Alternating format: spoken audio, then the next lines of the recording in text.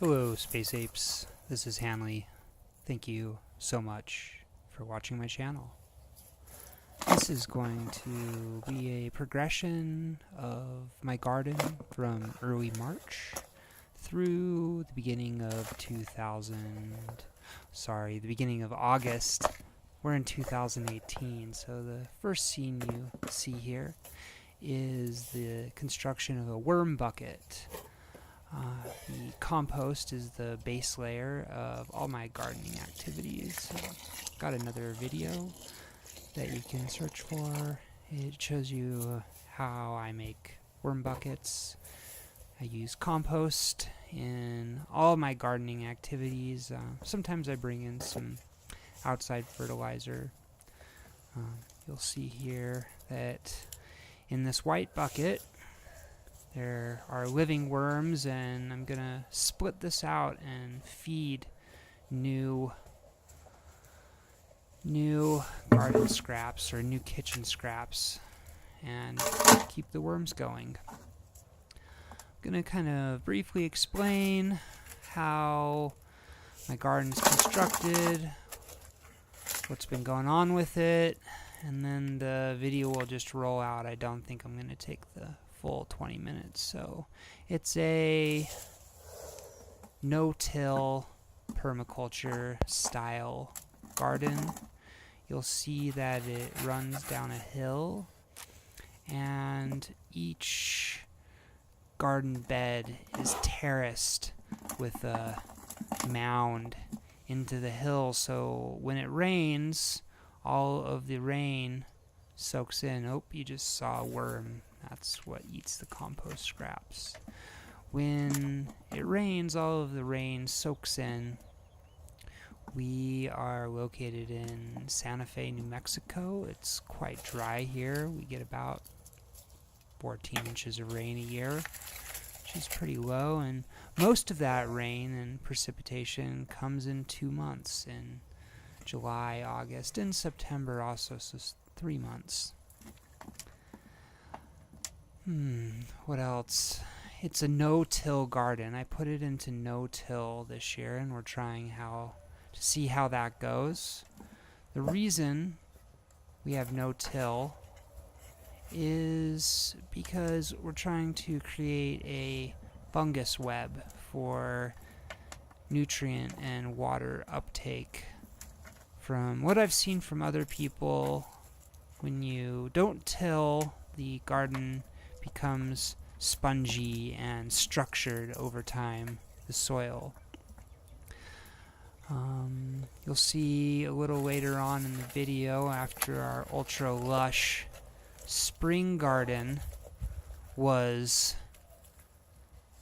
grown and harvested and eaten and enjoyed, and all of those plants built up the soil, there was a aphid infestation, and I ended up having to cut down the entire spring garden. Now that we're back into mid-August, a lot of those plants are coming back, so I think I'm actually going to have a nice little late season greens harvest again, which will be nice. Had a couple disappointments this year.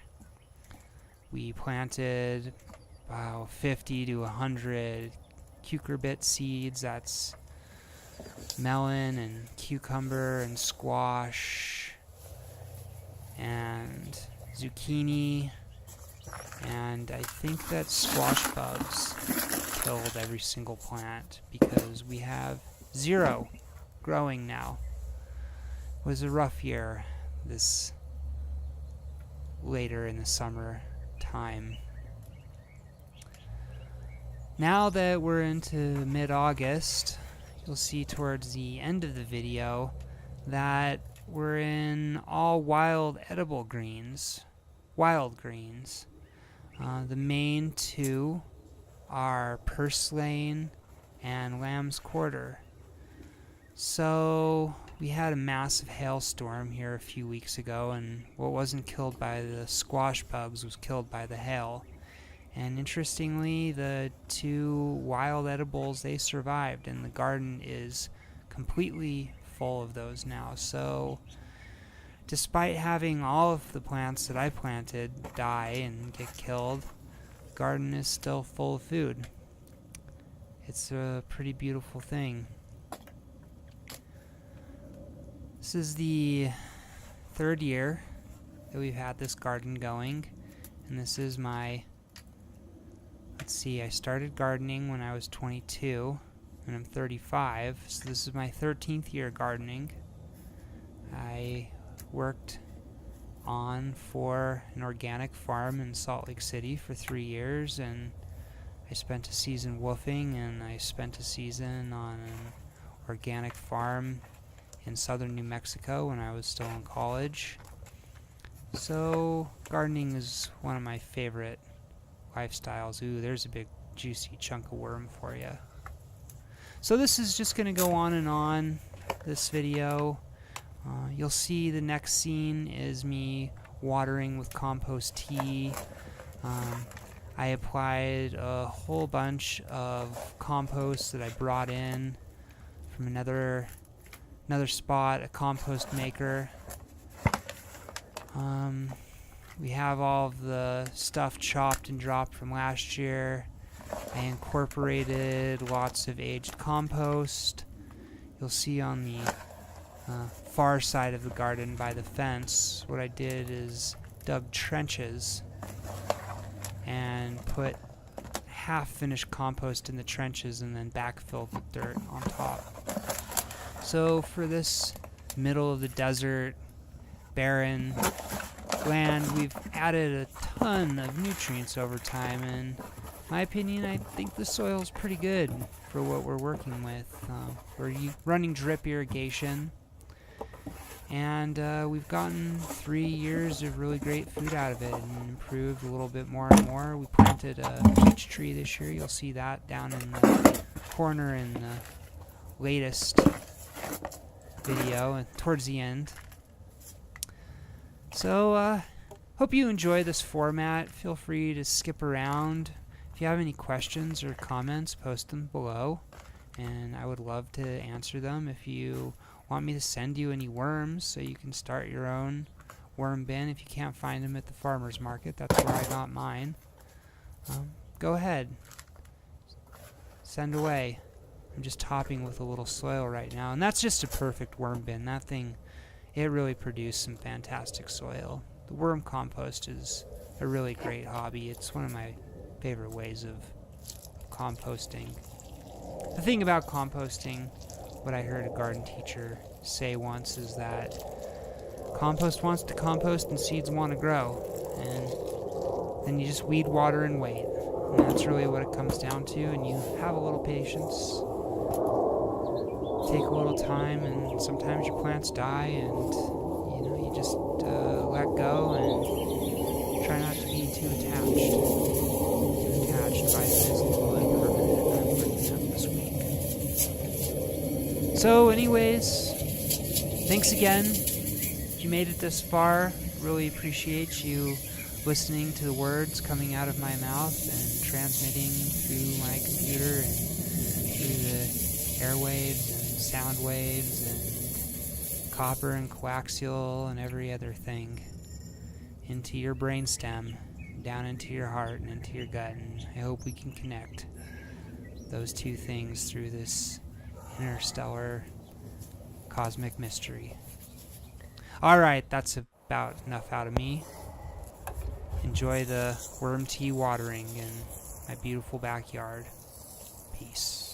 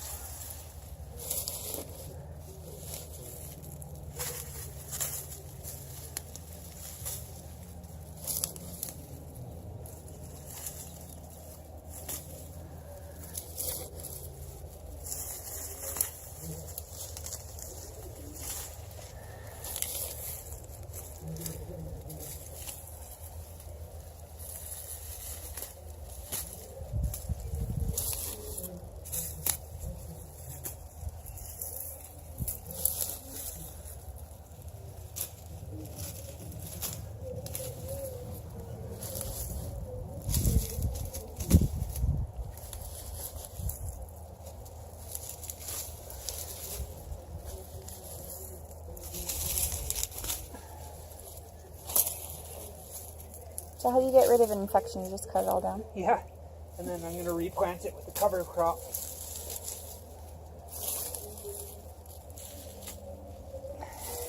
And I'm also demonstrating the chop method where I'm leaving the roots in the ground, so I'm going to talk about that.